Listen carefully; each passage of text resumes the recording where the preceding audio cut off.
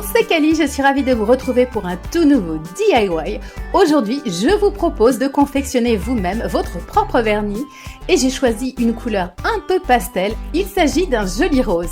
Vous allez voir, la recette est très simple puisqu'il suffit de mélanger quelques ingrédients à froid et pourtant le résultat est là, aussi performant que tous les vernis que vous pouvez trouver dans le commerce. Et ici, j'ai travaillé sur une formule qui va aussi être fortifiante et rebooster l'ongle dans sa pousse. La première étape va être de travailler sur la couleur de notre vernis. J'utilise donc l'oxyde de zinc.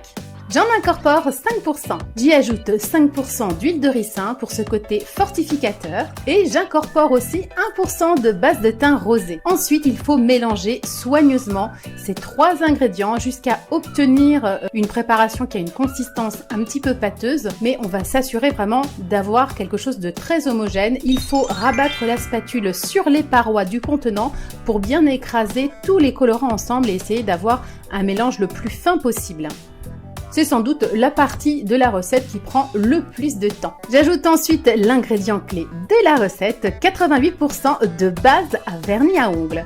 Et ensuite, je mélange soigneusement la préparation jusqu'à ce qu'elle soit parfaitement homogénéisée. Pour le côté fun, j'ajoute 1% de fragrance fleur de vanille, mais bien sûr, vous pouvez varier en fonction de vos envies.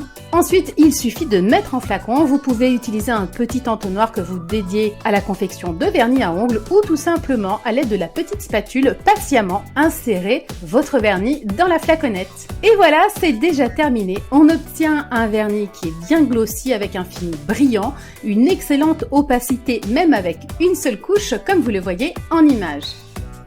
J'espère que cette recette vous a plu et aussi cette tonalité qui se prête parfaitement à la saison. N'hésitez pas à me laisser des commentaires si vous avez envie que je vous fasse d'autres recettes avec d'autres couleurs et pourquoi pas aussi laissez-moi toutes vos suggestions en ce sens. N'hésitez pas à me partager toutes vos créations avec le hashtag CaliDIY sur Instagram, Facebook et Twitter. Évidemment, comme d'habitude, soutenez-moi en likant cette vidéo, abonnez-vous si ce n'est pas encore fait et surtout partagez ce sujet auprès de vos contacts sur les réseaux sociaux. À bientôt les Calinettes!